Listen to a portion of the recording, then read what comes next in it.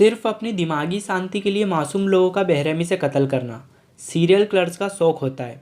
इनके लिए कर्म नहीं, क्राइम ही पूजा होती है। दोस्तों, इस वीडियो के बनाने का मकसद आपके अंदर डर पैदा करना नहीं, बल्कि आपको अवेयर करना है, अलर्ट करना है। क्योंकि सीरियल किलर से हमारे बीच कहीं भी हो सकते हैं। ये दिखने में भी हमारी तरह होते हैं। हो सकता है आपके इंग्लिश टीचर एक सीरियल किलर हो और कोचिंग के बहाने आपको घर बुलाकर आपका मर्डर कर दे। इसलिए इस वीडियो का मोटिव सिर्फ आपको अलर्ट करना है। आज हम आपको इस वीडियो में वर्ल्ड के सबसे शातिर और शार्प माइंड सीरियल किलर्स के बारे में बताएंगे, जिनके बारे में जानकर आपकी शक्ल कुछ इस तरह हो जाएगी। दोस्तों, आमतौर पर अगर कोई कत्ल करता है तो वो उस लाश को कहीं पर छुपाता है। वो खुद भी कहीं छुपने की कोशिश करता है। लेकिन दिल्ली में एक सीरियल किलर लोगों की गर्दन काटकर उनके धड़ को तिहाड़ जेल के आगे फेंक देता था और लाश के साथ एक लेटर भी छोड़कर जाता था। वो उस लेटर में दिल्ली पुलिस को ओपन चैलेंज देता था कि अगर माँ का दूध पिया है तो पकड़ कर दिखाओ, वरना तुम सभी नाजायज़ औलाद कहलाओगे। दिल्ली में 1998 से ये सरकटी लाशों का सिलसिला शुरू हुआ था।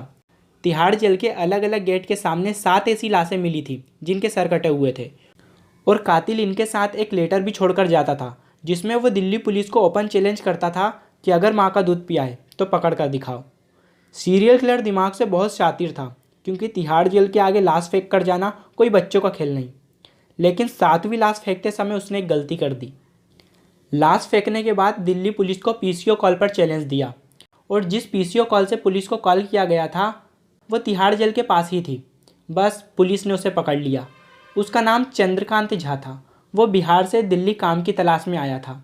पुलिस ये जरूर जानती थी कि कत्ल करने वाला एक सरफिरा है, लेकिन वो ये कत्ल क्यों कर रहा है ये नहीं जानती थी। बाद में पुलिस को पता चला कि चंद्रकांत को गुस्सा बहुत आता था।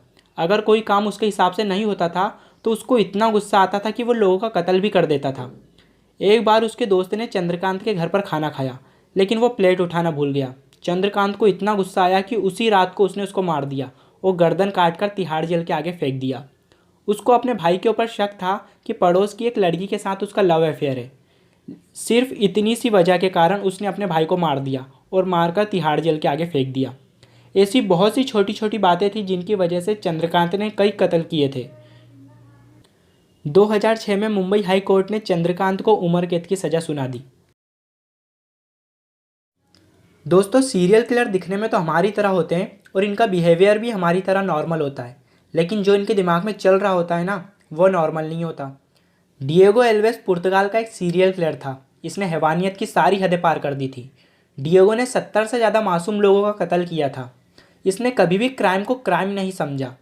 डिएगो एल्वेस का दिमाग इतना मिस्टीरियल और अननोन था कि जब पुलिस ने इसको फांसी दी, उसके बाद पुर्तगाल के साइंटिस्ट ने इसके सर को काट कर रख लिया और डिएगो के दिमाग पर रिसर्च की गई, यह जानने के लिए कि इसके दिमाग में क्या चलता रहता है जो इसे मासूम लोगों की जान लेने में सेटिस्फेक्शन मिलता है। 1841 में, आज से 180 साल पहले, पुर्तगाल की राजधानी लिस्बेन में एक पुल के नीचे से 70 लाशें मिली थी। ये सभी लाशें किसानों की थी। इन्हें इतनी बेदर्दी से मारा गया था कि लाशों को पहचानना बहुत मुश्किल था। बहुत सारी इंटेलिजेंट एजेंसीज और पुलिस इस केस को सुलझाने में लगी थी, लेकिन कुछ भी सुराग हाथ नहीं लग रहे थे। कुछ दिनों बाद पुलिस ने वारदात की जगह से एक संदिग्ध व्यक्ति को गिरफ्तार किया। उसका नाम डिएगो एल्वेस था। पुलिस ने डिएगो से पूछताछ की और थोड़ा बहुत मारा। तब बाद में पता चला कि ये सारे कत्ल उसने ही किए थे। डिएगो को मासूम लोगों को मारना बहुत अच्छा लगता था। वह रात के अंधेरे में गांव के पुल के पास खड़ा हो जाता था और जो व्यक्ति उसे अकेला मिलता था उसे 213 फीट ऊंचे पुल से नीचे फेंक देता था। अधिकतर रात के समय किसान उस पुल का यूज़ करते थे। जिस किसान को घर लौटने में ज़्यादा देर हो जाती, डिएगो रात के अंधेरे का फ़ायदा उठाकर उससे लूट करने के बाद उसको पुल से नीचे फेंक देता था। डिएगो एल्वेस का दिमाग बहुत ही शातिर और शैतानी था। इसलिए जब पुलिस ने इसको फांसी दी, उसके बाद पुर्तगाल के साइंटिस्ट ने इसके सर को काट कर रख लिया और डिएगो के दिमाग पर रिसर्च की गई, यह जानने के लिए कि डिएगो के दिमाग में क्या चलता रहता था जो उसे मासूम लोगों की जान लेने में सेटिस्फेक्शन मिलता था। डिएगो का दिमाग आज भी इंग्लैंड के एक म्यूजियम में रखा हुआ है। डिएगो के सर को एक स्पेशल सॉल्यूशन के जार में रखा है, इसलिए आज भी इसका सर वैसा ही है जैसा 180 साल पहले था। दोस्तों, न्यूज़ चैनल वाले अपनी टीआरपी और रेटिंग बढ़ाने के लिए कुछ भी कर सकते हैं और इस केस में क्राइम रिपोर्टर ने भी यही किया। उसने सिर्फ अपने न्यूज़ चैनल की टीआरपी बढ़ाने के लिए 25 मासूम लोगों का बेरहमी से कत्ल कर दिया। दरअसल क्राइम रिपोर्टर एक सीरियल किलर था जब उसके न्यूज़ चैनल की रेटिंग कम होने लगी तो उसने मासूम लोगों का कत्ल करना शुरू कर दिया और उनकी मर्डर स्टोरी को सबसे पहले अपने न्यूज़ चैनल पर दिखाता था। 1989 में ब्राज़ील के मनोस शहर में वालेस सूजा नाम का एक व्यक्ति रहता था। वालेस सूजा उसी शहर के एक लोकल न्यूज़ चैनल पर अपना क्राइम शो कैनाल लिब्रे चलाता था। उसका शो काफ़ी फेमस था और उसके क्राइम शो की वजह से न्यूज़ चैनल की टीआरपी भी बहुत तेज़ी से बढ़ रही थी। कुछ दिनों तक तो उसका शो अच्छा चला, लेकिन जब शहर में क्राइम कम होने लगे तो उसके शो की टीआरपी भी कम होने लगी, क्योंकि कोई सनसनाती न्यूज़ ही नहीं मिलती थी जिससे कि उसके न्यूज़ चैनल को लोग देखें। तब वालेस सूजा को अपने शो को हिट कराने का एक बेहतरीन आइडिया आया। उसने खुद सनसनी न्यूज़ बनाना शुरू कर दिया, मतलब उसने ही क्राइम करना शुरू कर दिया। वो खुद शहर के कुछ क्रिमिनल्स को चूज़ करता था और रात के अंधेरे में उनका मर्डर कर देता था और सुबह सबसे पहले उस मर्डर की रिपोर्टिंग अपने शो पर दिखाता था।